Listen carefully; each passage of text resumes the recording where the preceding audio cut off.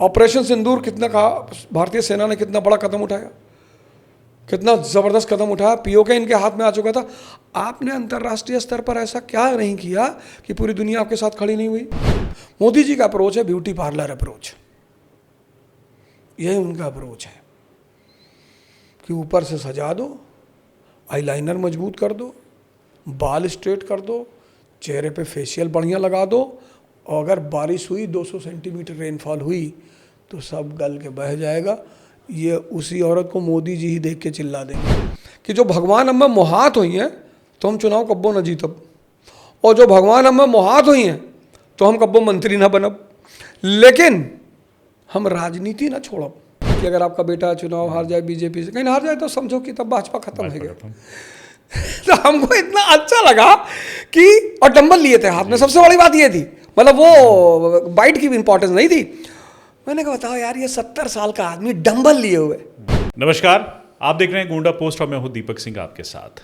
Gonda post पर आज के एक विशिष्ट मेहमान हैं, मशहूर राजनेता और साथ ही मशहूर शिक्षाविद अवध ओझा जी। अवध जी, बहुत बहुत स्वागत है आपका गोंडा पोस्ट पर।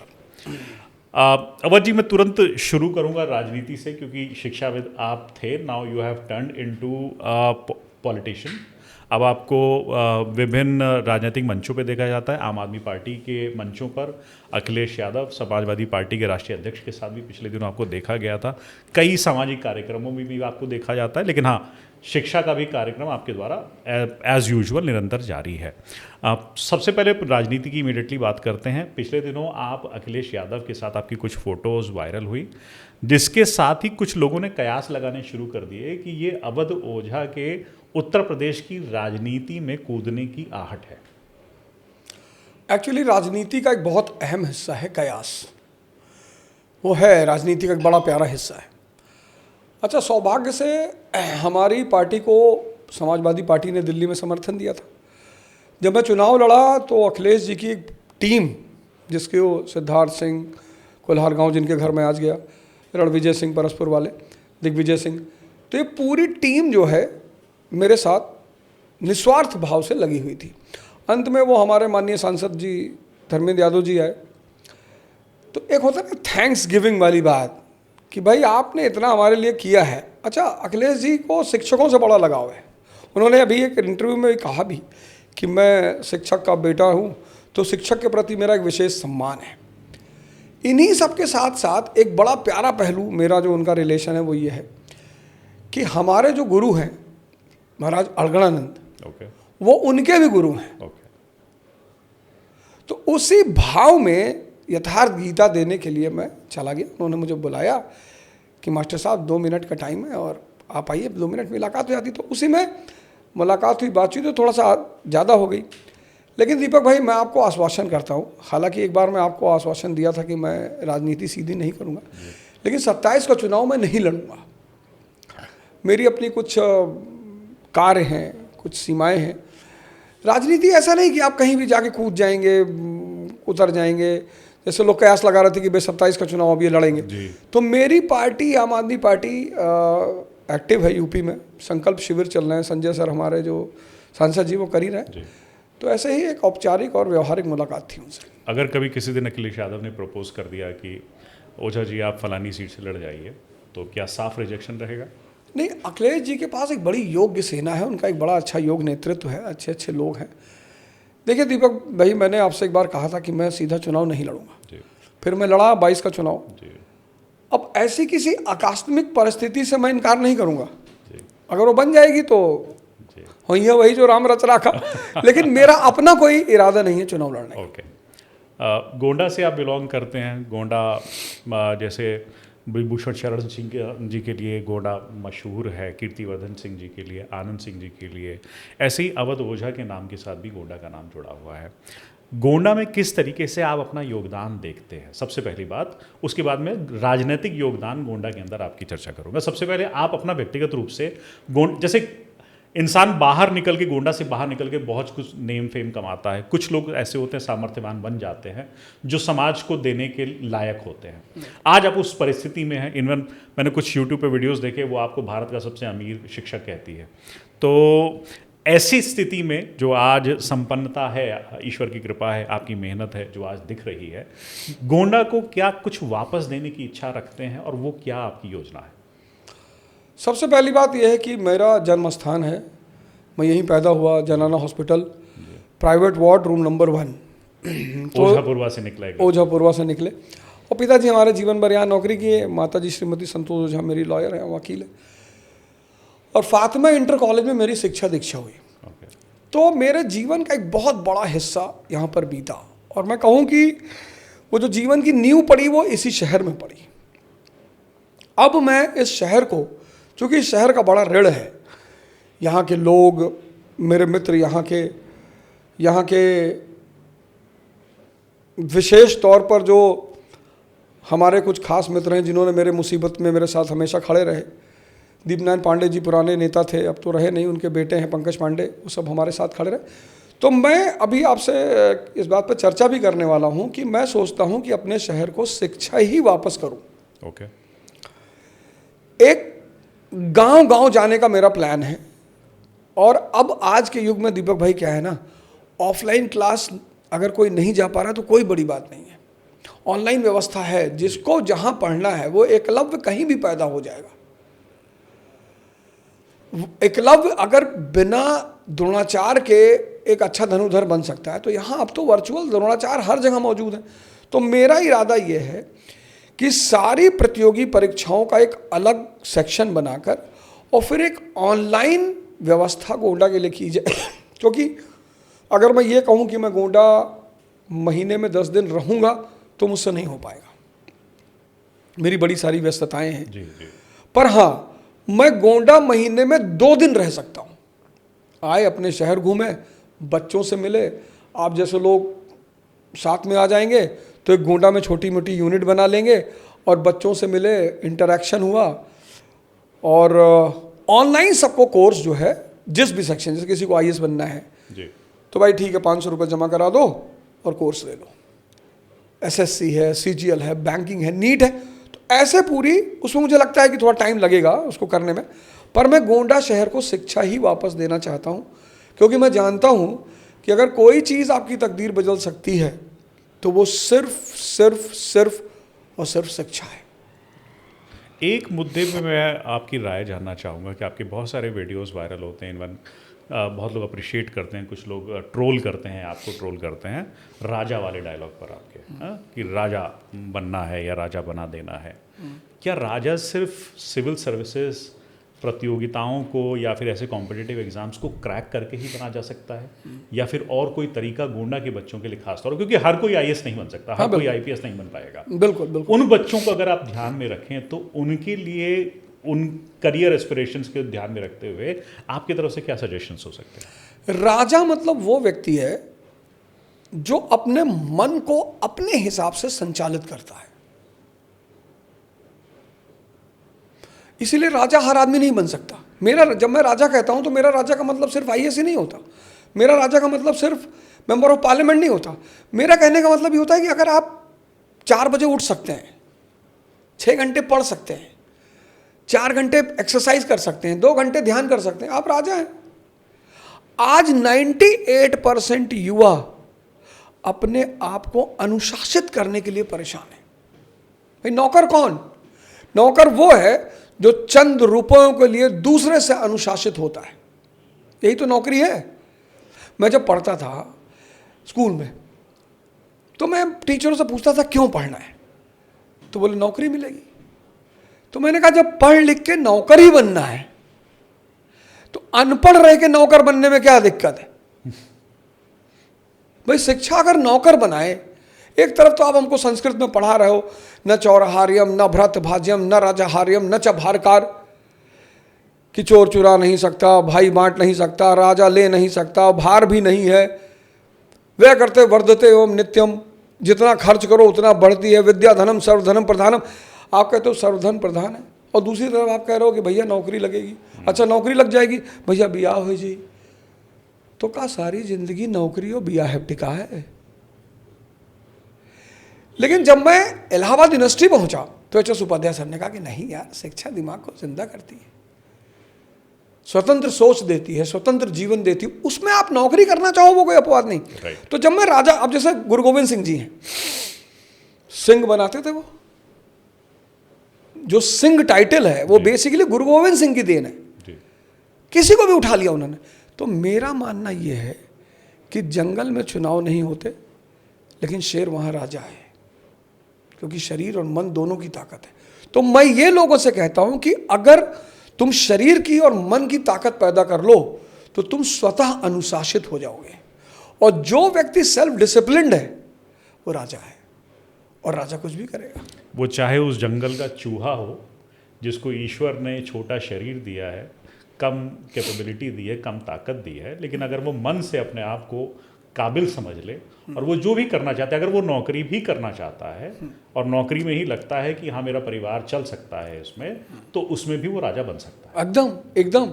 अब कबीरदास जी राजा नहीं है, मतलब जुल्हा है, पर उनका मन उनके नियंत्रण में है, विजडम है, विवेक है।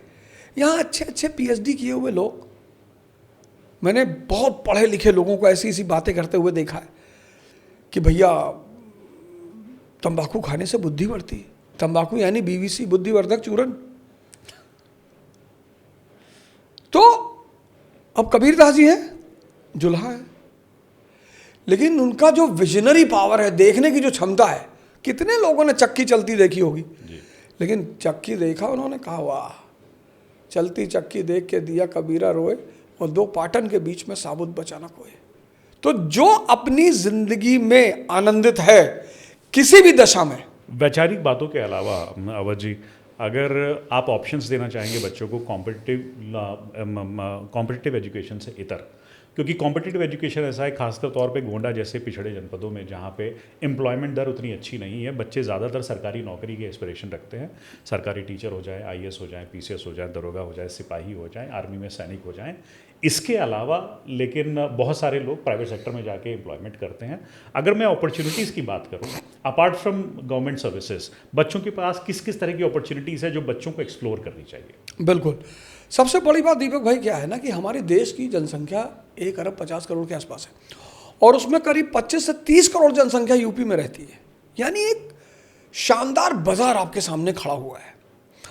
अब गोंडा में 10 लड़के हैं, 1-1 लाख रुपए में मिला लेते हैं, 50-50 हज़ार रुपये मिला लेते हैं, 10-10 हज़ार रुपये मिला लेते हैं। इस देश को इस वक्त सबसे पहली चीज़ जो सोचनी चाहिए वह है बिजनेस सोचना चाहिए, मतलब छोटे छोटे काम, छोटे छोटे। अब एक कंपनी है ब्लिंकिट, किसी लड़के ने सोचा ना, जी जी, आप रात में 2 बजे माचिस टाइप करके दो, आपके कमरे के सामने खड़ा हुआ है।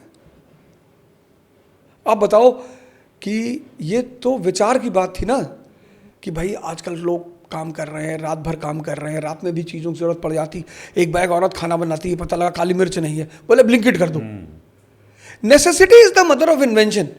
तो मेरा मानना यह है कि आज जब 24 घंटे का वर्क कल्चर आ गया है तो लोगों की नीड्स बढ़ गई हैं, बदल गई हैं। अर्बन क्लैप कंपनी आ गई, भाई आपके घर में फैन खराब हो गया, अब लोकल मिस्त्री से किसी का संपर्क है नहीं, अरे बोले अर्बन क्लैप पे चले आओ। तो मेरा मानना यह है कि आज के लड़कों को जो सबसे पहला काम करना चाहिए वो ये कि उनको ये देखना चाहिए कि यार मैं किस नीड को पूरा कर सकता हूं, किस आवश्यकता को पूरा कर सकता हूं। नौकरी का मतलब ये है कि आप एक सरकारी नौकरी चाहते हैं, जो कि भारत में एक ड्रीम है, 1835 के बाद से तो बहुत बड़ा ड्रीम है। अंग्रेजों के राज में सरकारी नौकरी का मतलब भगवान का वरदान, लेकिन अब पूंजीवाद बढ़ रहा है, प्राइवेटाइजेशन बढ़ रहा है, धीरे धीरे नौकरियां कम होंगी, धीरे धीरे सरकारी नौकरियों के तो ऑप्शन एकदम कम होंगे। तो मेरा मानना यह है कि जितना ज़्यादा आप एंटरप्रेन्योरशिप की तरफ जाएंगे, स्किल की तरफ जाएंगे, जैसे हमारा लड़का है गोंडा में, गरीबी स्तर है, सबके पास बहुत अच्छा पैसा नहीं, तो मैं सबसे ये कहूँगा कि आप इंटर करें और इंटर के साथ कोई स्किल वाला प्रोग्राम ज़रूर करें, कोई भी कुछ भी स्किल वाला प्रोग्राम कर ले। अब तो एआई का कोर्स आ गया, जी। इंटर के बाद मैंडेटरीली, कंपल्सरली, आवश्यक रूप से कोई स्किल का प्रोग्राम करें कि आप जब गोंडा छोड़ के बाहर निकलें तो 20 से लेकर 40,000 के इनकम की आपकी क्षमता पैदा हो जाए। पढ़िए आराम से, स्किल का विकास करिए और पढ़िए। तो ये सब जो चीज़ें हैं सरकारी नौकरी के इतर जी कि स्किल डेवलपमेंट, एंटरप्रेन्योरशिप, बिजनेस, इस पे भी अब युवाओं को, बच्चों को ध्यान देना चाहिए। वापस आता हूँ राजनीति पर। क्या गोंडा से पॉलिटिकल एस्पिरेशंस, अभिलाषाएं रखते हैं आप? नहीं, गोंडा से तो राजनीति करेंगे, पर गोंडा से राजनीति नहीं करेंगे कभी विधानसभा, लोकसभा? नहीं, उसकी बड़ी मूल वजह है। मूल वजह यह है कि ये मेरा गृह जनपद है जी।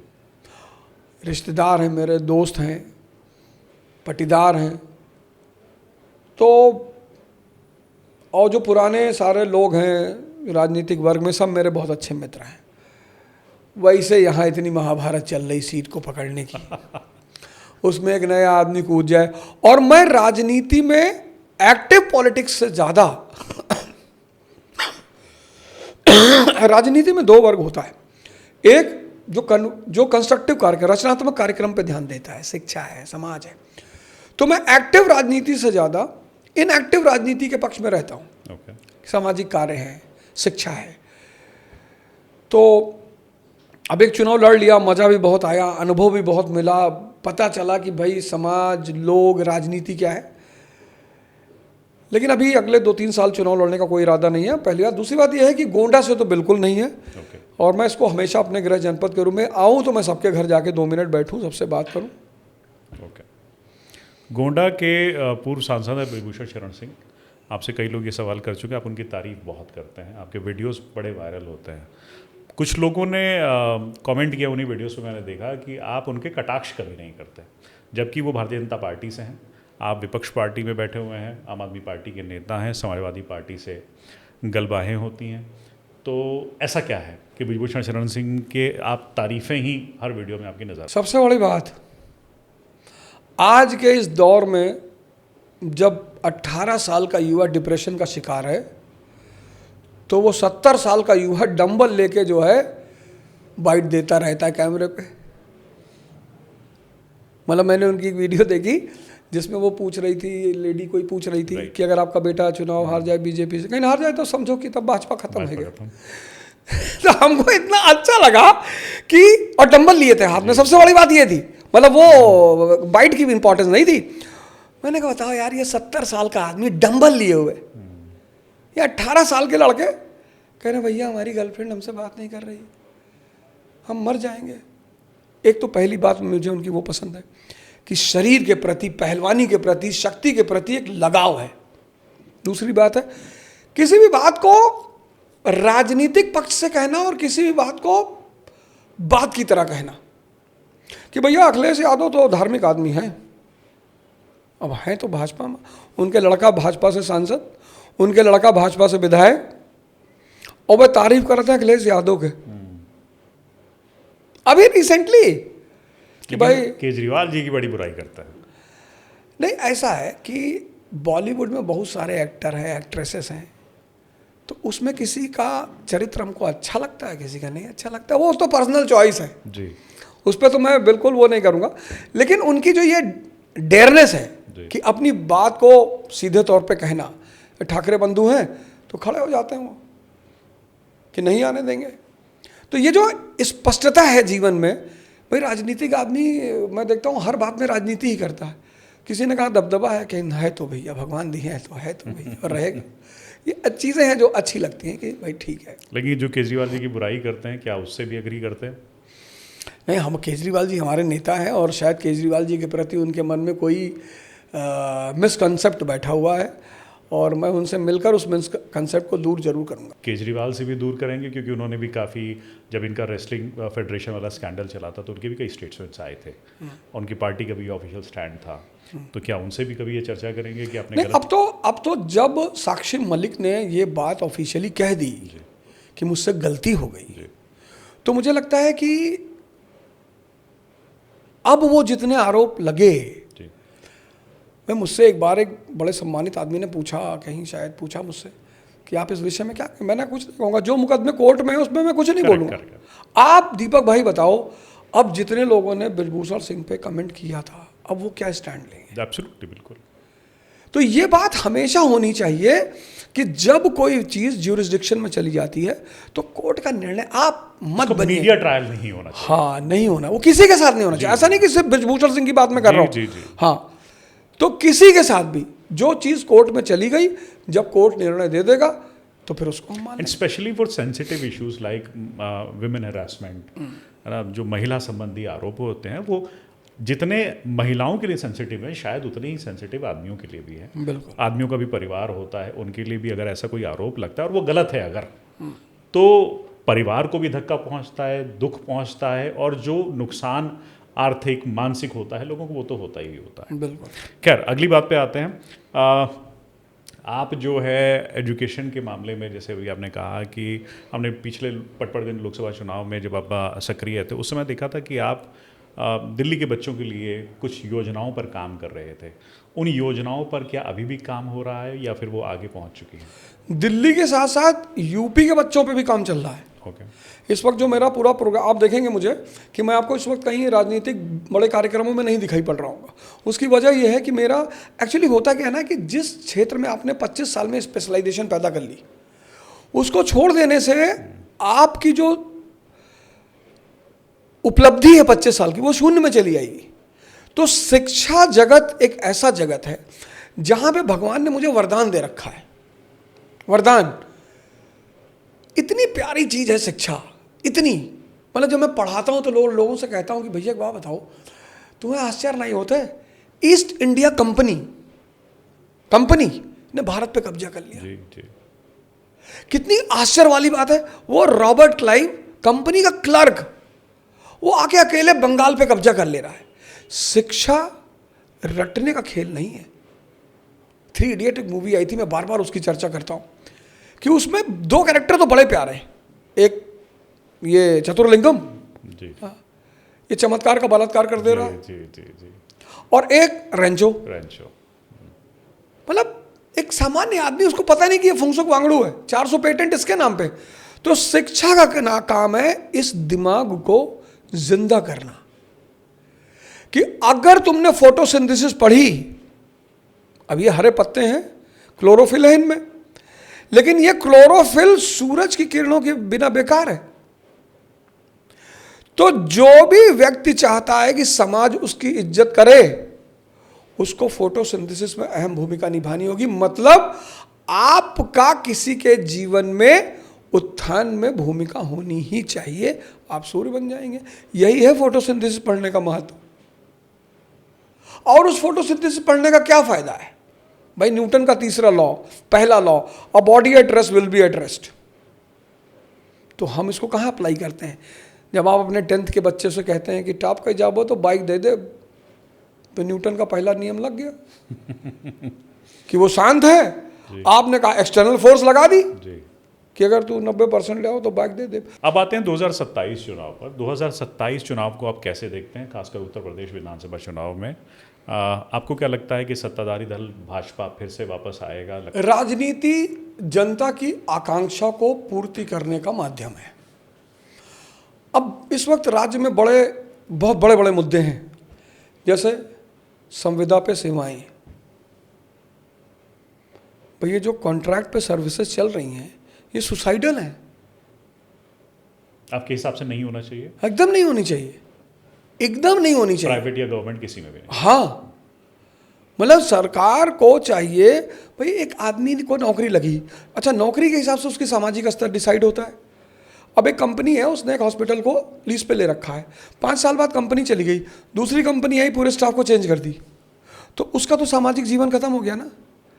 तो इस वक्त इस राज्य के सामने बहुत अच्छी अच्छी चुनौतियां हैं। शिक्षा एक चुनौती है। मेरा मानना यह है, मैंने इतिहास में 5 ऐसे देश पढ़े जो देश झोपड़पट्टी से उनकी कहानी शुरू हुई थी और आज महाशक्ति है। पहला, यूनाइटेड स्टेट्स ऑफ अमेरिका, 1787 में पैदा हुआ देश 1945 में महाशक्ति बन गया। दूसरा, जापान, 1867 में पैदा हुआ देश। तीसरा, जर्मनी, 1871। चौथा, चाइना, 1949 में हमसे बुरी स्थिति थी उसकी। और रशिया।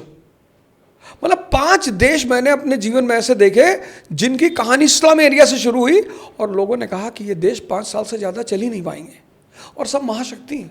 किसके बल पे? ह्यूमन रिसोर्स के बल पे, मानव संसाधन के बल पे। और मानव संसाधन के 2 सबसे बड़े पिलर हैं, एक शिक्षा, दूसरा स्वास्थ्य। तो जब तक राज्य इनको मजबूत नहीं करेगा, मैं केजरीवाल जी को बड़ी इस बात पे उनकी तारीफ करता हूँ। ठीक है, बहुत सारे लोग उनसे असहमत होंगे, कोई बात नहीं, राजनीति है। मैं नहीं कहता हर आदमी, मेरे घर में मेरी माता जी मुझसे असहमत रहती हैं, हमसे कहा थी तू कब्बो सही सोच ही नहीं सका तो। और हमारे पिताजी हमारी हर बात पे कहते क्या बात सोच रहे हो, दोनों मेरे ही हैं जी। तो हमारी माता जी कभी कभी कहती हैं कि देखो ये धृतराष्ट्र है। और किस मुद्दे पे वो डिसएग्री करती हैं? नहीं, बहुत सारे मुद्दे पे, जैसे राजनीति या सामाजिक मुद्दे पे। जैसे अब मैं चुनाव लड़ रहा था जी, तो हमसे कहीं का करे राजनीति करत हो। अच्छा, तो हम कहीं लोहिया का करे करत रहे, तो कहीं तू लोहिया हो जाबो, हम कहीं लोहिया वो दो जावे जी हैं, हम कहीं तू से बहस करब बेकार है। हम कहीं माता जी बात मुद्दा बहस का नहीं है। अवध ओझा भी अमेरिका जाके सेटल हो सकता है, उसको कोई शौक नहीं है झोपड़पट्टी में जाके झुग्गी में जाके हाथ जोड़ने का। भाई हाथ आदमी मजबूरी में जोड़ा, बिल्कुल बिल्कुल बिल्कुल। हम में कौन जरूरत की झुग्गी में जाके लोगों का हाथ जोड़े थे भैया हमें वोट दे दो।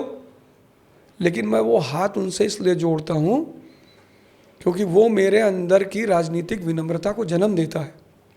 वो राजा हैं, राजनेता के लिए मैं आपके मन से इस देश की जनता से अपील करता हूं कि प्रभु आप लोग राजा हो, आपको पता नहीं वोट की शक्ति कितनी बड़ी शक्ति है, आप क्या चेंज कर सकते हो इस देश में। हम ये नहीं कहते आप मुझे वोट दो, मेरी पार्टी को वोट दो, मैं ये कहता हूं आप अच्छे आदमी को वोट दो जो आपके भविष्य के निर्माण करने की बात करता हूं। अब मेरा एक राजनीति में आने से अगर मैं चुनाव जीत जाता पटपटगंज से, तो मेरे जैसे कितने लोग थे जो वो सोचते कि नहीं यार जनता तो विकास पे वोट कर रही है, व्यक्ति पे वोट कर रही है। लेकिन फिर भी पटपटगंज की जनता को मैं दिल से, तहे दिल से धन्यवाद देता हूँ। हमसे लोग कहते रहे 5,000 वोट पेबू, 6,000 वोट पेबू, तो अंदर राजनीतिक परिपक्वता नहीं है। उस पटपटगंज की जनता ने मुझे कितना सम्मान दिया कि मैं दूसरे पोजीशन पे रहा। वो तो मोदी जी पैर छुई लीन, वह 70 कैंडिडेट रहे, वह 2 कैंडिडेट के पैर छू लेते, 3 के छू लेते, 4 के छू लेते, एक आदमी के उनका पैर छुए रहा बस। क्योंकि चुनाव में एक चीज होती है चुनाव उठाना और चुनाव गिराना।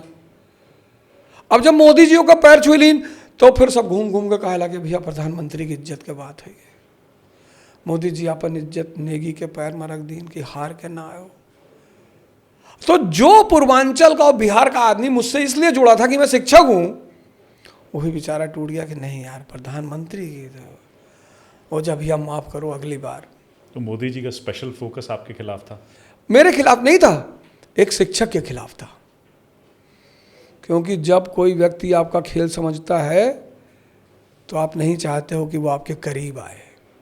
अंग्रेजों ने भारत में 2 ही राजाओं को मारा, एक रानी लक्ष्मीबाई को, इतनी हिम्मती महिला, खूब लड़ी मर्दानी, वो तो झांसी वाली रानी थी। आज की मलकल की महिलाओं को तो वो कविता याद रखनी चाहिए जबान पे, जो औरत अपने बच्चे को पीठ पर बांध के युद्ध के मैदान में लड़ रही हो, वो देवी नहीं तो कौन थी? नाहक में इस देश की औरतों को देवी कहा जाता था। और दूसरा टीपू सुल्तान को मारा क्योंकि वो समझ रहा था कि ये कंपनी खेल के इनसे खेल रही है। तो मोदी जी को लगता है कि बस शिक्षकों को मत आने देना, नहीं तो ये पकड़ लेंगे हमारा खेल। क्या वो शिक्षा विरोधी हैं? शिक्षा विरोधी नहीं है, वो बुद्धिमान विरोधी हैं। मोदी जी के बारे में आपके क्या विचार है? किसी भी प्रधानमंत्री को, मोदी जी जब आए तो एक देश में बड़ा पॉजिटिव सा माहौल था, बहुत। मैं व्यक्तिगत तौर पर उस आदमी से बड़ा वो था कि भाई ये आदमी आएगा तो कुछ करेगा। उसकी वजह क्या थी? क्योंकि मुझे लगता था कि यार इस आदमी को किसके लिए धन कमाना होगा। जैसे हमारे बच्चे हैं तो हम धन कमा रहे हैं तो बच्चों के लिए कमा रहे हैं। मुझे लगा ये आदमी का तो कोई देश ही है, इस आदमी का परिवार और तो कोई है नहीं, तो आदमी कुछ करेगा ये आदमी। अच्छा, P = P, policy depends upon priority. तो मैंने सोचा था कि ये सबसे पहला काम जो करेंगे वो अर्थव्यवस्था में करेंगे, जो काम डॉक्टर मनमोहन सिंह नहीं कर पाए, जहाँ पे वो छोड़ गए, हालांकि वो अर्थशास्त्री थे, तो ये करेंगे। ये इंफ्रास्ट्रक्चर पर लाएंगे, ये इंडस्ट्री पर लाएंगे, ये जापान से सीखेंगे, ये चाइना से। वो कंट्री जो हमारे साथ पैदा हुई चाइना, वो आज अमेरिका को टक्कर दे रही है। चाइना 1949 में पैदा हुई, हम 1940, हम 2 साल बड़े हैं उससे। वो कंट्री वो हमको आंख दिखा रही है। हमारी तो खैर आज की डेट में अगर हम उससे देखें इकोनॉमिक स्तर पे, तो हमारा उसका कोई मुकाबला नहीं है। हमारे बाजारों में 70% प्रोडक्ट चाइना के हैं और हम नहीं हटा सकते।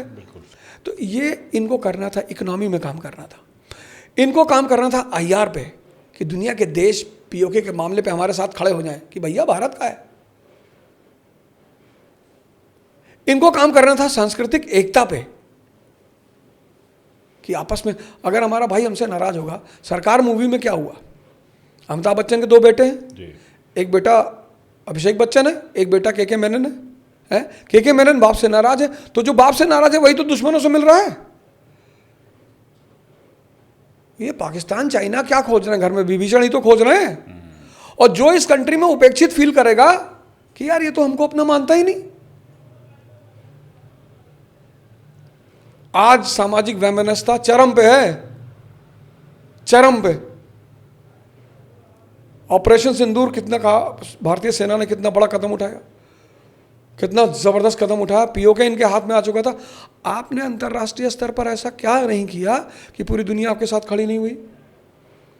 कितना बढ़िया अवसर था कि नहीं भाई, पाकिस्तान ने इनको तो सदियों से, पिछले कम से कम 1965 के युद्ध के बाद से तो हम परेशान हैं, 71 के बाद से। तो 71 के बाद से जो पाकिस्तान छद्म युद्ध हमसे लड़ रहा है, प्रॉक्सी वॉर लड़ रहा है, ड्रग भेज रहा है, फेक करेंसी भेज रहा है, आतंकवादी भेज रहा है, कितना सही मौका था उस सारे हिसाब को एक साथ पूरा करने का। ट्रंप जहां जाके बोल देता है हमने भारत पे इंडिया पाकिस्तान की वॉर रुकवाई, हमने इंडिया तू लंबरदार कौन है?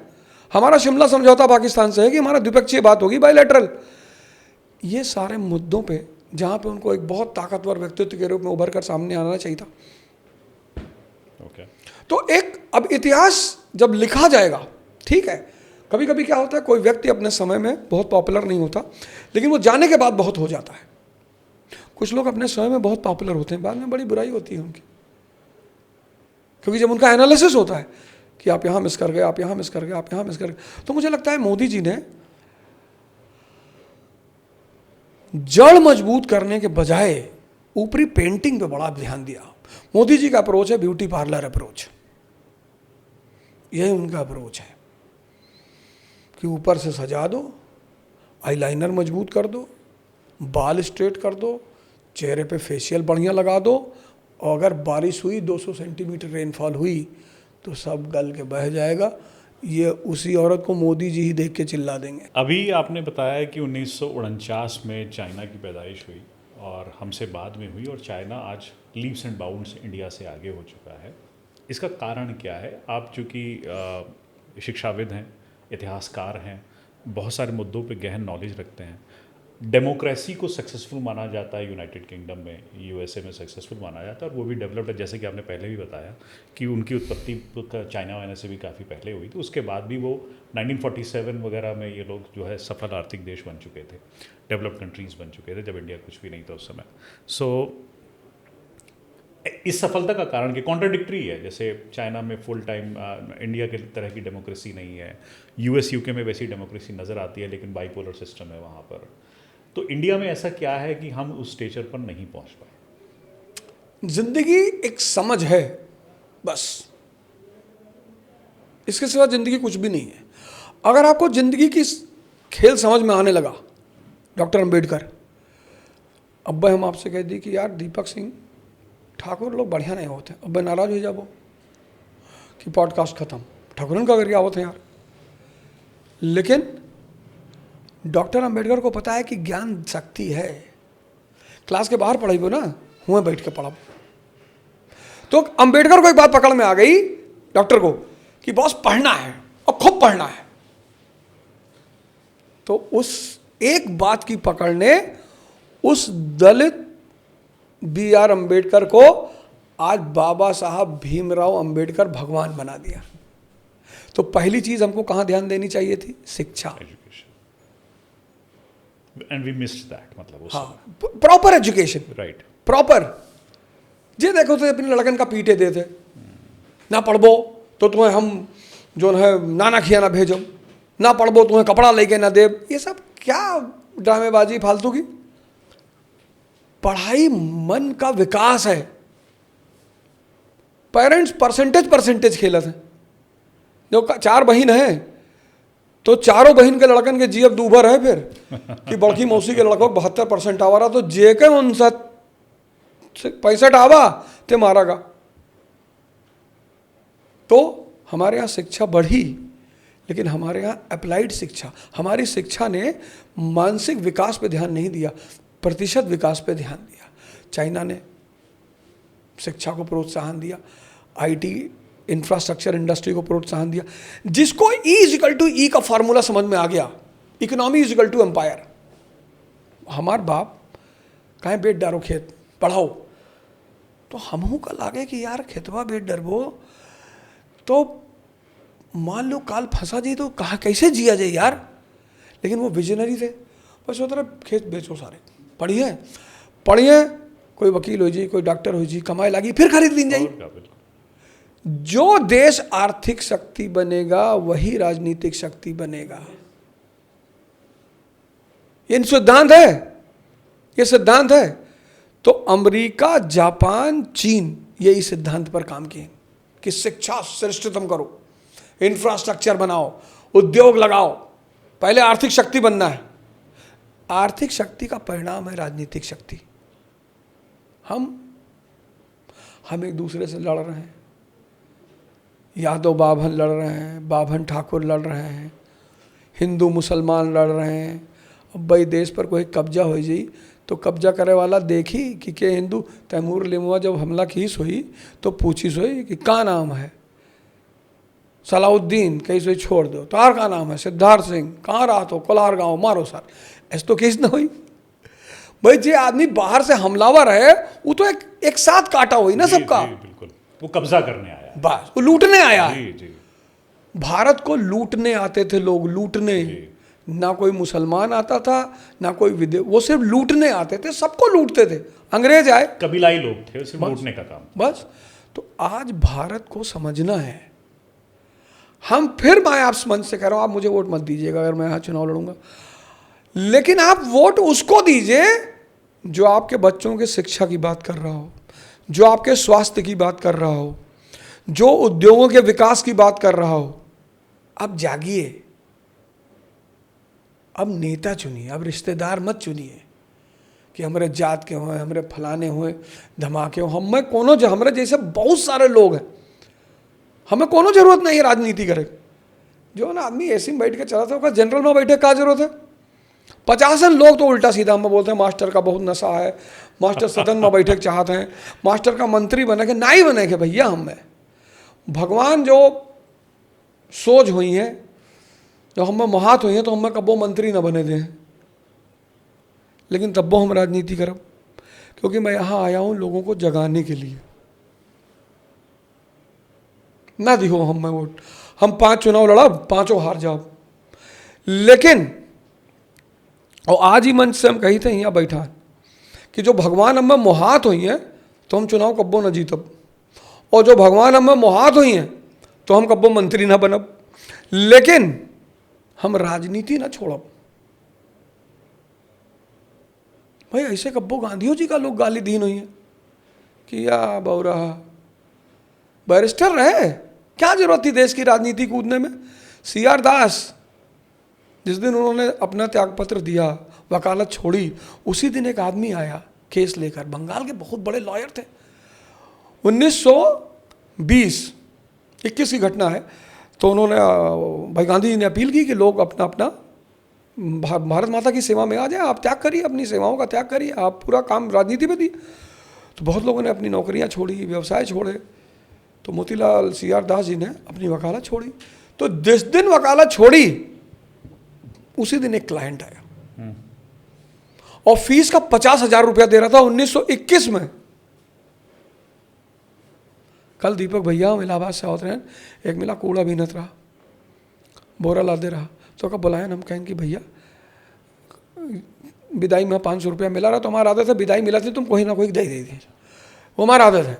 तो कब बुलाया हम कहें कि या लो पैसा, कहीं धरे रहो मैंने चाहिए।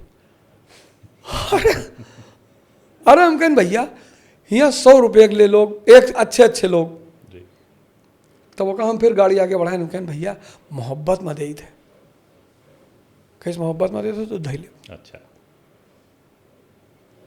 तो सीआर दास का 1921 में 50,000 रुपये मिला था, छोड़ दें। डॉक्टर अंबेडकर राम मनोहर लोहिया कांग्रेस ऑफिस में बेंच पर सोवत रहे, जर्मनी से पीएचडी कही के आया रहा। हम में सपोर्ट ना करो चलो ठीक, पर हमरे जैसे जितना लोग राजनीति के मैदान में आ रहे हैं, मैं आप लोगों से निवेदन कर रहा हूं उनको सपोर्ट करो। ये ना देखो कि हमार पैर छुईस, जे तोहार पैर छुईस वो तोहार गर्दन काटे के चक्कर में है। डॉक्टर का दिखावे जातो तो तोहार पैर छुअत है। ये देश का अलग है जनता है। आ रहा नेता आ रहा, बहुत भैया घमंडी है, पैरवे नहीं छुईस। अरे तोरे लिए काम करे जाते यार, भाई डॉक्टर का दिखावे क्यों मान लो, और डॉक्टर 24 साल का हो, स्पेशलिस्ट है, बढ़िया डॉक्टर, तो तू सोचबो डॉक्टर आवे हमारे पैर छुए, पहले की करें पैर तोहार लोगन के क्या छुअत है, जे जानत है कि और कोनो क्षमतवे नहीं है हमारे अंदर। अरे हम कुछ नहीं कह सकी थे, तो लड़कन का दिशा तो दिखाई सकी थे। ऐसे डॉक्टर, इंजीनियर, वकील, शिक्षक ये सब चुनाव लड़ाई तो इन्हें सपोर्ट कीन करो, बहरे नहीं करे आओ करो, ज़्यादा नहीं तो 100 रुपया चंदे दे दिन करो लड़ाई खातिर, तो अच्छे लोगन में उत्साह जागी कि हमार जनता हम में सपोर्ट करत थी, तब इस देश की तकदीर बदलेगी। कोई भगवान ना उतरी नीचे, हम ही लोगन का भेजी कि अवध भाई जी भैया तो देख लियो नीचे, ऐसे होई। एक आपने बड़ा अच्छा मैसेज दिया कि लोगों को एम्प्लॉयमेंट पे, शिक्षा पे, इस पे मत का अपना अधिकार का प्रयोग करना चाहिए, और राजा जनता है। लेकिन आज के समय में देखा जाता है कि जैसे जातिवादी राजनीति काफ़ी बढ़ गई है। इनफैक्ट विपक्ष का बड़ा जातिवादी नारा है एक समाजवादी पार्टी का, पीडीए का, पिछड़ा, दलित, अल्पसंख्यक, कभी उसको अगड़ा भी बोला जाता है। आपको क्या लगता है कि ऐसे जातिवादिता कम हो रही है या बढ़ रही है ऐसे नारों से? चक्कर ये है ना कि जब दिवाली मनाई जाती रही 1970 में, तो सबके घर में दिया जलत रहा। फिर 80 के दशक आवा तो रंग बिरंगी मोमबत्ती आवे शुरू हो गए, तो सब मोमबत्ती लगावे लाग। पहले सफ़ेद आवत रही, फिर रंग बिरंगी आवे लाग। फिर जब 90 का दशक आवा तो दिवाली में एक और परिवर्तन आवा, झालर लागे लाग। तो एक घर में लाग, एक मोहल्ला में, फिर सभे लगावे लाग। अब जातिवाद की जो राजनीति है वो गलत है, एकदम सरासर गलत है। मैं इस शब्द को फिर रिपीट करूंगा, जातिवाद की राजनीति गलत है। लेकिन इस देश के संविधान का ये वादा है इस देश की जनता से, अनटू द लास्ट किताब पर आधारित सर्वोदय आंदोलन की आत्मा था वो सर्वोदय आंदोलन, कि जब तक इस देश में एक भी व्यक्ति पिछड़ा रहेगा, सरकार और राजनीतिक पार्टी उस व्यक्ति को समाज के मुख्य धारा में लाने का काम करेगी। विनोबा भावे का जो आंदोलन था, उस आंदोलन का सार क्या था? सर्वोदय। इसीलिए भारत में क्रांति नहीं हुई, सर्वहारा और प्रोलिटरेट और पूंजीपति का झगड़ा नहीं हुआ, किसान और सामंतवाद तलवार नहीं चला, क्योंकि हमने कहा सर्वोदय, सबका साथ सबका विकास। तो जिन राजनीतिक पार्टियों का ये उद्देश्य है कि हम पिछड़े हुए लोगों को मुख्य धारा में लाएंगे, वो तो सराहनीय है, वो तो अति सराहनीय है। लेकिन चूंकि सभी झालर लगावे चाहते, वो जो झालर वाला कॉन्सेप्ट है वो वहाँ थोड़ा सा दिक्कत है। हर किसी को दिवाली मनानी है, हर किसी को दिवाली मनानी है, तो ठीक है। और मैं दीपक भाई बात बताऊं, इन सारी समस्याओं का एक समाधान है। अच्छा, ऐसा नहीं कोई हमारे देश में हो रहा है, जब भी कोई देश पैदा हुआ बड़ा, जैसे हमसे लोग कहते हैं कुछ ना हुई देश में, अरे हम कहें देखो अभी नई जनरेशन के लड़के आ रहे, AI जनरेशन, 2029 का चुनाव होगा, 34 का चुनाव होगा, भगवान दुआ से अगर हम आप रहे तो 34 के चुनाव में कोई जाति मुद्दागत मुद्दा नहीं होगा। ऐसी जनरेशन बाहर आ रही है। ये जो नए नए लड़के आ रहे हैं, बैठे बैठे जो है रील बना दे रहे हैं और बैठे बैठे एडिट कर दे रहे हैं वीडियो पे, और ऐसी ऐसी क्लिपिंग बना दे रहे हैं, एआई वाली जो वीडियोस बना दे रहे हैं। अपने वीडियो देख के आदमी परेशान है कि भैया ये तो हम होबे ना करी, कहे नहीं जी, तुम ही हो। जी, हम खुद देखते हैं कि ओझा जी के वीडियोस जो आपके चैनल पे नहीं है, 1000 और चैनल पे हैं और आपसे बेहतर एडिटिंग से है। बिल्कुल बिल्कुल है। तो मुझे आने वाले भारत से बहुत उम्मीद है और आने वाले भारत की जनता से बहुत उम्मीद है। एक मैं लास्ट सवाल आपसे पूछूंगा, आपने जो पटपड़गंज इलेक्शन लड़ा उसमें आपको हार का सामना करना पड़ा। लर्निंग्स आपके लिए, या फिर आपने विश्लेषण किया होगा कि मेरे लिए अच्छा रहा, बुरा रहा, उसके बाद की भावनाएं क्या रही? व्यक्तिगत रूप से आपसे पूछूं, बातें कहने के लिए तो बहुत अच्छा लगता है, जैसे आपने कहा कि मैं चुनाव लड़ता रहूँगा, भगवान ने अगर मुझे हराएंगे तो और अच्छा, मैं तब भी चुनाव लड़ूंगा। लेकिन उस हार के बाद कैसा महसूस हो रहा था? क्या एनालाइज आपने अपने लिए किया, और क्या पॉलिटिकल पाथवे जो अगर आपने सिलेक्शन किया कि आप मुझे ऐसे दिशा में चलना है, उस समय क्या रहा होगा? 2 शब्द हैं, जी, एक है इच्छा। इच्छा ग्रसित जो व्यक्ति है वो परेशान है। वो चाहे जितना पैसा रखे हो, चाहे जोन रखे हो, लेकिन जो व्यक्ति जरूरत पे काम कर रहा है वो कभी परेशान हो ही नहीं सकता। जैसे अगर मुझे अपनी पहचान राजनीति से बनानी होती तो मैं परेशान होता। जैसे मुझे धन राजनीति से कमाना होता तो मैं परेशान होता। लेकिन जितनी पहचान और जितना धन राजनीति शायद मुझे दे, उतना आज भगवान ने मुझे दे रखा है। लेकिन हमने देखा था उस चुनाव में, जैसे you are not used to ये गली गली कूचे कूचे जाना, लोगों से हाथ जोड़ना बार बार, ना गाड़ियों से चलना, पैदल पैदल दिन भर निरंतर चलते रहना। इनफैक्ट उस समय मैं आपके से मिला था और आपके पास समय नहीं होता था क्योंकि आपको जनसभाओं में लगातार जाना रहता था। You are not used to it. आपको कई बार लगता है कि मैं दिन भर परिश्रम कर रहा हूँ, रात भर परिश्रम कर रहा हूँ, लेकिन उसका नेट रिजल्ट मुझे वो नहीं मिला जो मुझे अपेक्षा थी।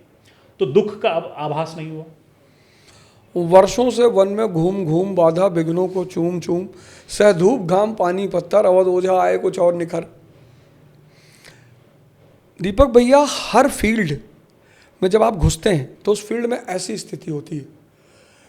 2024 में चुनाव हुआ, 25 में, 2025 में जो मैं पहला चुनाव लड़ा तो मैं राजनीतिक शिशु के रूप में चुनाव लड़ा। राजनीति पढ़ना और राजनीति करना दोनों बिल्कुल अलग बातें हैं।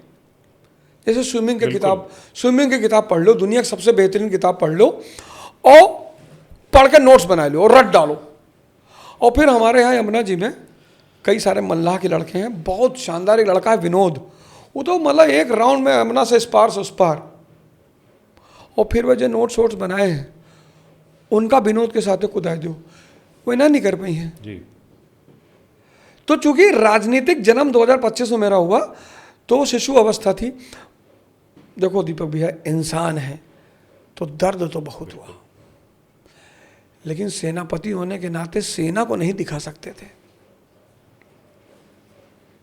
कुछ आंसू अकेले में बहते हैं तो मेरे भी बहे। लेकिन मुझे 2-3 चीजें बड़ी अच्छी मिली। पहला, जैसे मैं निकला, पहली बार निकला तो हाथ ही नहीं जुड़ रहा था, तो मुझे लगा यार ये तो धीरे धीरे अहंकार पैदा हो गया था शरीर के अंदर, तो वो अहंकार गला।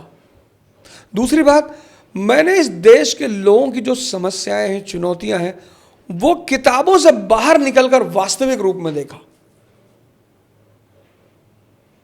जो चीज मैं कभी देख नहीं पाया था वो मैंने वास्तविक रूप में देखा। और तीसरी चीज जो मैंने देखी वो ये देखी कि इस देश की जनता को वाकई में अच्छे विकल्पों की तलाश है। मुझे पटपड़गंज ने हराया नहीं, 46,000 वोट पहले चुनाव में बहुत है। जी जी। और वो भी तब जब सारी स्थितियां आपके खिलाफ हो, कुछ भी मेरे पक्ष में नहीं था। जब प्रधानमंत्री पैर छू लें। प्रधानमंत्री पैर छू, तो पटपड़गंज की जनता का जिंदगी भर धन्यवाद रहेगा। और ये सब बातें जो मैंने सीखी हैं, जो मैंने देखा है, वो मेरे अनुभव में वृद्धि करेंगी। और अगला चुनाव मैं जब भी लड़ूंगा, 27 तो मैं नहीं लड़ूंगा, उसको कहना बहुत जल्दबाजी हो जाएगी, लेकिन अगला चुनाव मैं जब भी लड़ूंगा तो वो अनुभव मुझे सारे काम आएंगे। और पटपड़गंज को छोड़ देंगे या फिर वहाँ पे भी फोकस रखेंगे? नहीं, बिल्कुल फोकस रखेंगे। अभी तो मैं करीब 1-2 महीने से बाहर चल रहा था, मैंने कहा शिक्षा पे काम चल रहा था, लेकिन मैं वहाँ अपना अभी प्रेजेंस बढ़ाऊंगा, बातचीत होती रहती है। अभी पिछले 1-2 महीनों से काफ़ी आपको अवध क्षेत्र में, गोंडा में, लखनऊ में काफ़ी देखा जा रहा है, आपके मूवमेंट्स काफ़ी देखे जा रहे हैं। सामाजिक रूप से आपकी सक्रियता पहले से ज़्यादा बढ़ गई है। क्या ये उसी चुनावी परिणाम के एनालिसिस का या फिर एक्सपीरियंस का नतीजा है कि आप पहले से ज़्यादा सक्रिय हो गए हैं सामाजिक रूप से? अब आज गोंडा है, जी हमारे राजा साहब थे कुंवर आनंद सिंह, जी उनको श्रद्धांजलि देने आए थे। तो 1988 में हमारे पिताजी का ट्रांसफ़र हो गया। गोंडा में थे, पोस्टमास्टर थे, तो बरगदी कोर्ट में हो गया। तो मम्मी की वकालत नई शुरू हुई थी और हम लोग पढ़ते थे, भाई बहन छोटे थे। तो कहीं यार बरगदी कोर्ट चला जावे तो जो है कैसे तू सुबह हुआ रहा, वो फातिमा पढ़े कैसे, आप वो ये कचहरी कैसे जी है, यही सब मतलब बड़ी दिक्कतें खड़ी हो गई। मम्मी आपकी एडवोकेट थी? हाँ, वकालत शुरू कर दी। 80 से उन्होंने वकालत शुरू कर दी। और माता जी का गॉल ब्लैडर का ऑपरेशन हुआ था। अच्छा, हमारे यहाँ जो पोस्टल सुपरिटेंडेंट थे उन्होंने कहा भैया रूटीन ट्रांसफ़र है तो हम इसको कैंसिल नहीं करेंगे। तो मुझे बड़ी अच्छी तरह याद है कि पिताजी और माताजी और हम तीनों लोग मनकापुर गए कोठी पे। तो राजा साहब से सुबह मुलाकात हुई। आप भी थे साथ में? मैं बाहर था, मैं कोठी के अंदर नहीं क्या गया। उम्र रही होगी आपकी? 88 में हम लोग थे, मैं था शायद क्लास 10th में था। ओके। तो हाँ, तो माताजी पिताजी अंदर गए, हमारे एक भाई थे, मामा के लड़के थे, उन्हीं के साथ हम बाहर अपना। आज मैं पहली बार उनकी कोठी के अंदर गया था। अच्छा, उस टाइम बाहर थे? हाँ। इस बार अंदर गए थे? तो पिताजी निकल के आए, कहीं भैया राजा साहब बात कही नहीं। और पिताजी हमसे कहीं उन्होंने कहा है एसपी साहब से कि रिक्वेस्ट नहीं कर रहा हूँ, शाम तक ऑर्डर चाहिए। और शाम को पिताजी का ट्रांसफ़र रद्द हो गया। तो ये होता है नेता। हमारे घर में 2 वोट था, उसके लिए कौन सा उस आदमी, लेकिन उस आदमी को मानव संवेदना समझ में आई कि नहीं यार ये परिवार परेशान हो जाएगा। तो हमारे लिए तो राजा थे भाई। सिर्फ इस एक्सपीरियंस के कारण राजा आनंद से जुड़ी और कोई बात? मुझे उनका व्यक्तित्व बड़ा अच्छा लगता था। गोंडा के कुछ राजनेता हैं जैसे दीपनारायण पांडे जी थे, उनकी दबंगाई मुझको बहुत अच्छी। असली दबंग तो वही थे, कार्बाइन लेके, धोती पकड़ के और रिक्शा पे बैठ अकेले। दीपनारायण पांडे एक ऐसे आदमी थे गोंडा में जिनको मैंने अकेले चलते हुए देखा, और किसी की मौकात नहीं थी शहर में कि उस आदमी को आंख दिखा दे। न गाड़ी का काफिला, न 4 लोग पीछे गन लिए, वो जैसे जंगल में शेर होता है ना, वैसे माननीय दीपनारायण पांडे जी थे। और मेरा चूंकि बचपन उनके घर में कटा, मैं वहीं पला बढ़ा, तो मैंने वो राजनेता देखा कार्बाइन वारबाइन लेके। एक आध बार हम कहे कि चाचा है अकेले चला तो कौन हो, फायर वायर कह दे। तो कहा तो हमसे कहीं कि जानत हो जे मर गा हुई, कहीं भैया हम बावन हुई, हम कहें तब, और कहीं गोंडा बावन हुई, जे मर गा हुई ना तो एक ही हम लोग को पकड़ लाई मार डारब, हमारे ऊपर कोई गोली ना चलाई। ये उनका स्टेटमेंट था कि एक तो बावन हुई और तय क्या गोंडा हुई और रामापुर कटरा में हमारा घर है, तो जे हमारे ऊपर गोली चलाई तो कह रहे घर में जो कोई मरीगा हुई तो वह का पकड़ लाई ऊपरा से, और 6 फुट हाइट रहे की। तो हमने वो दौर के राजनेता देखे थे जो जन राजनेता थे। और माननीय कुंवर आनंद सिंह थे, उनकी तो डिसेंसी का भाई, उनका पहनावा ओढ़ावा और बोलने की शैली, उसका तो मैं कायल था ही कि नफासत जो चीज़ होती है, ऐसा थोड़ा है कि चढ़ जाओ भाई जो है फला, अब मैं कुछ बोलिए तो फलाने आग लगाए दे, आग लग जाए और व्यक्ति मुस्कुराता रहे कि हम थोड़े आग लगवाए भैया, वही राजा है, वही राजा है। तो मेरे लिए तो भाई कुंवर आनंद सिंह एक आदर्शात्मक व्यक्ति थे। मेरी उनसे मुलाकात नहीं थी, लेकिन उनका जो जीवन शैली थी, भैया देखो ऐसा है ना, हर आदमी के 4 दोस्त हैं, 4 दुश्मन हैं। अब हमें नवाजुद्दीन सिद्दीकी पसंद आवत है एक्टिंग में, तो हम क्या करी, पसंद की बात है ना। तो कुंवर आनंद सिंह और दीपनारायण पांडे जी, मंगलदेव सिंह, बलरामपुर, तुलसीपुर, सब लागत रहा देख के कि नेता हैं भैया। मंगलदेव सिंह फीएट से चलते थे और दीपनारायण पांडे के यहाँ पहली बार मैंने उनको देखा, और मतलब एक जो ऑरा होता है ना व्यक्ति का, अब तो नेता होता का देखी तो सोची तो इन्हें रॉकेट में बांध के उड़ाए दी, कहा करे नीचे बैठा हो तो। मतलब ऐसी बात नहीं, मैं तो खुद राजनीति के फील्ड में आ गया हूँ, लेकिन ये जो अब के दौर के बहुत सारे नेता हैं उनको उन पुराने नेताओं से सीखना चाहिए। राजनीतिक वो थी मतभेद, राजनीतिक वैचारिक अलगाव था, व्यक्तिगत नहीं था। कोई किसी को गाली नहीं देता था, कोई किसी पे व्यक्तिगत आक्षेप नहीं करता था। बहन बेटी की शादी में जाते थे, हमें याद है हमारी बहन बेबी दीदी उनकी शादी थी तो कुंवर आनंद साहब आए थे, सब लोग आए थे, पूरा गोंडा आया था। तो ऐसे लोग थे यहाँ पे। आज आप राजा आनंद सिंह के पुत्र कीर्तिवर्धन सिंह जी से मुलाकात हुई होगी, कैसा व्यक्तित्व उनको, आपका आज बातचीत क्या हुई सबसे पहले तो? नहीं, मैं गया तो हमारी तो पहली मुलाकात थी। अच्छा। और हमें भाई इस बात की खुशी है कि हमारे लोकसभा सांसद हैं, मंत्री हैं सेंट्रल में, और बेचारे अभी बाहर गए थे विदेश। एक वीडियो मैंने उनकी देखी तो मुझे बड़ा अच्छा लगा, कहीं शायद अफ्रीका किसी कंट्री में गए थे। कंट्री में गए थे, हाँ, तो वहाँ कोई महिला गोंडा के मिली जी। तो कही इसकी भैया हम गोंडा से हैं, कहीं ना हमहू गोंडा से हैं। अब नाइजीरिया में आप कहा तो हमहू गोंडा से हैं, तो बड़ा अच्छा लगा कि यार नहीं यार अच्छी बात है।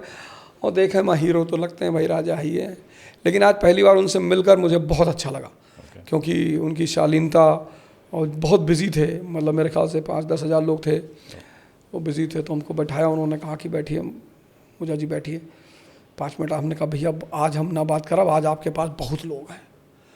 तो हम राजा साहब को, हमारे लिए तो भाई राजा ही थे, हम उनको सांसद नहीं मानते थे कुंवर आनंद सिंह को। तो मुझे उनसे मिलकर, और वैसे भी भैया ऐसा है ना कि पढ़ाई लिखाई संगत सत्संग इसका बड़ा असर होता है जीवन पे। तो कुंवर आनंद सिंह जो के बेटे हैं कीर्तिवर्धन सिंह जी, तो राजकुमार तो वही हैं, और व्यक्तिगत रूप से तो राजकुमार है, व्यवहार से भी राजकुमार हैं। तो दिल तो सबका जीते रहते हैं, तभी तो सांसद है, नहीं तो क्यों उन्हें वोट देते। वर्तमान में केंद्रीय राज्य मंत्री, विदेश मंत्रालय है, और साथ ही साथ पर्यावरण मंत्री भी है। अभी आपने कहा कि भारत की विफलताएं खासकर बाहरी मामलों पर, विदेशी मामलों पर हुई है, कि भविष्य में अगर दोबारा मुलाकात होती है, अगर उनको आपको सुझाव देना हो कोई विदेश मंत्रालय के मंत्री होने के नाते, तो वो सुझाव आपके क्या रहेंगे? मैं सबको बोलूँगा एक बार कि बिस्मार्क को सबको पढ़ना चाहिए। मतलब इस दुनिया में अगर इंटरनेशनल रिलेशन में कोई आदमी है खलीफा जिसको हम मान सकते हैं, जिसकी नीतियाँ बड़ी प्यारी थी, वो है बिस्मार्क। मतलब जर्मनी का पूरा यूरोप दोस्त है, ब्रिटेन और फ्रांस दुश्मन है, ब्रिटेन और रूस दुश्मन है, लेकिन ब्रिटेन और रूस जर्मनी के दोस्त हैं। ये खेल सेट करना, ब्रिटेन का 1878 में झगड़ा हो गया रूस से, ऐसे टर्की के मामले पे झगड़ा हो गया, जर्मनी ने उसका समझौता करवाया, जबकि 1871 में पैदा हुआ था वो। तो जो बिस्मार्क की नीतियां हैं फॉरेन पॉलिसी, कि ठीक है लंबादार हो तुम हो, ठीक है अच्छी बात है, हम भले आम आदमी हैं, लेकिन हमारे बिना कोई निर्णय लोगे नहीं। तो मुझे लगता है कि हर वो आदमी, जैसे जो आदमी समाज जानना चाहता है, राजनीति जानना चाहता है, तो चाणक्य को पढ़ना चाहिए। भाई चाणक्य का एक बड़ा प्यारा कथन है कि जो बात आप अपने दुश्मन को नहीं बता सकते, वो बात आप अपने दोस्त को मत बताइए। तो जब मैंने दोस्ताना मूवी देखी अमिताभ बच्चन शत्रुघ्न सिन्हा वाली, तो दोनों कितने प्यारे दोस्त हैं, और एक समय आया कि दोनों जानी दुश्मन बन गए। तब मुझे चाणक्य की वो बात याद है कि हाँ यार ये बात तो एकदम सही है। तो कुछ चीज़ें हैं जो आपको बदल सकती हैं। इसी में थोड़ा सा मैं ऐड करूंगा, अगर आपको बच्चों को सजेस्ट करना है कि वो किताबें पढ़ें, जैसे आपने कहा कि फॉरेन पॉलिसी पे ये किताब पढ़िए, चाणक्य को पढ़िए, ऐसी वो 4-5 किताबें कौन सी होगी जो बच्चों को अवश्य पढ़नी चाहिए? देखिए पहली बात तो ये है कि बच्चों को जीवनियाँ ज़रूर पढ़नी चाहिए, ज़रूर। और जीवनी कहाँ से? NBT publication, national book trust, हमारे यहाँ एनबीटी पब्लिकेशन गवर्नमेंट की है। ओ माँ भैया 50-50 रुपये किताब मिला थे। डॉक्टर अंबेडकर, सरदार पटेल, जवाहरलाल नेहरू, आप मंगा लीजिए और महीने में एक बार पढ़िए। और 2 किताबें तो आप जीवन में ज़रूर पढ़िए। एक आप पढ़िए मदर, मैक्सिम गॉर्की की, एक सामान्य सी मजदूर महिला की कहानी, लेनोवेला। मतलब पहले पेज से जब आप अंतिम पेज पे पहुंचोगे ना तो आपको पता चलेगा कि जीवन का रूपांतरण कैसे होता है। मदर हर व्यक्ति को जीवन में एक बार जरूर पढ़ना चाहिए, युवाओं को तो जरूर पढ़ना चाहिए। पढ़ाई से क्या होता है, जब आप जीवनी पढ़ते हो तो आपको लगता है यार गांधी जी का भी जीवन संघर्ष का था, अंबेडकर का जीवन का भी था, शास्त्री जी का भी था। तो जब सारे महापुरुषों का आरंभिक जीवन स्ट्रगल का था, इसका मतलब स्ट्रगल एक नैसर्गिक नियम है महानता तक पहुंचने का। तो जब नैसर्गिक नियम है तो स्ट्रगल से लड़ने के लिए शक्ति पैदा करनी होगी, तो ध्यान और योग करने लगोगे आप, आंतरिक शक्ति पैदा हो जाएगी, फिर आप बन जाओगे सिंह जो गुरु गोविंद सिंह बनाना चाहते थे, और आपके जीवन का उत्थान हो जाएगा। अवध जी बहुत बहुत धन्यवाद, बहुत लंबी चर्चा करी। चर्चा इतनी लंबी है कि बैठे बैठे जो है अब परेशानी पैदा हो गई है, उठने का मन कर रहा है, लेकिन सवाल खत्म नहीं हुए, बहुत सारे और सवाल हैं, जिज्ञासा होती है आपसे और बहुत सारी चीज़ों पर। दीपक भाई अगली बार जब मैं आऊँगा, हाँ आप तो हमारे गृह जनपद के हैं, तो अगली बार जब मैं आऊँगा तो फिर एक कोई विशेष मुद्दा लीजिएगा। जी जी जी, शिक्षा ही ले लीजिएगा, टॉपिक बेस करेंगे। हाँ टॉपिक बेस करेंगे। तो आप शहर के मल्टी एपिसोड करते हैं, बीच बीच में बच्चों को ऐसे ही एड्रेस करते रहेंगे। मैं तो ये कहता हूँ कि आप जो है अगली बार 10-15 बच्चों को बुला लीजिए जी, तो बैठ के। बहुत अच्छा। हाँ, इनफैक्ट कुछ ऐसे बच्चे हैं गरीब आय वर्ग के जो आप जैसे शिक्षकों की सहायता चाहते हैं। सिर्फ ये नहीं कि टॉप टीचर मिलना चाहिए, लेकिन एक टीचर मिलना चाहिए, उनको एक गाइडेंस चाहिए बस। बिल्कुल। कि एक वो मूल बेसिक स्ट्रक्चर उनको मिल जाए तैयारी का, जिसके बाद वो अपनी तैयारी अपने लेवल पर करते रहें। मैं दीपक भाई एक बात और ऐड करना चाहूँगा। मैं चाहूँगा कि आप चूँकि यहाँ परमानेंट आते रहते हैं, आपका यहाँ गोंडा पोस्ट पॉडकास्ट है, और गोंडा पोस्ट जो हमारा पेज है वो इतना ज़बरदस्त पेज है, मतलब हम उसको छानते रहते हैं। अच्छा। क्योंकि शहर की सारी सूचनाएं वहीं से मिलती हैं, तो उससे और निष्पक्ष मिलती हैं, किसी के लिए कोई बैरभाव नहीं है, किसी के लिए कोई दुर्भावना नहीं है। तो गोंडा पोस्ट मतलब हम लोग का एक वो है, क्या कहते हैं, सैटेलाइट है, जिससे हम अपने शहर के बारे में निरंतर जानते रहते हैं। तो उससे तो हर आदमी को, गोंडा के आदमी को जुड़े ही रहना चाहिए। तो मैं चाहता हूँ गोंडा पोस्ट के माध्यम से हम एक ऐसी पहल करें कि जो लड़के कंपटीशन की तैयारी कर रहे हैं वो हमसे जुड़ें, और हम उनको उसके लिए लेकिन प्लान करना पड़ेगा। तो हम उनको हर तरह से मदद कैसे करेंगे, क्या करेंगे। तो मैं चाहता हूँ एक पहल अगर आप शुरू करेंगे तो हम लोग सब जुड़ के उसको किसी न किसी तरह क्रियान्वित करेंगे। बिल्कुल, बहुत अच्छा सुझाव है। भविष्य में हम इस पहल को बड़ा रूप देकर आपके सामने ज़रूर लेकर आएंगे। कुछ अच्छे लोग, अवध ओझा जी और बहुत सारे लोग हैं जो इस शिक्षा की इस मुहिम में जुड़ना चाहते हैं अपने लेवल पर बच्चों के लिए। जैसे आपने कहा कि उन देशों का विकास जिन्हें हम विकसित देश मानते हैं शिक्षा के कारण हुआ। शिक्षा के कारण आपका विकास हो जाए, शिक्षा के कारण गरीबों के बच्चों का विकास हो, स्ट्रगल करके आप महानता की ऊंचाइयों को हासिल करें, यही उद्देश्य रहेगा। यही हमारा एक कोशिश रहेगी आपको हेल्प करने की, अवध जी के माध्यम से, अन्य लोगों के माध्यम से।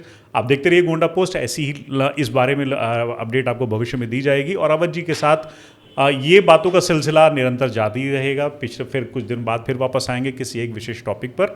आप देखते रहिए गोंडा पोस्ट। और अवध जी बहुत बहुत धन्यवाद।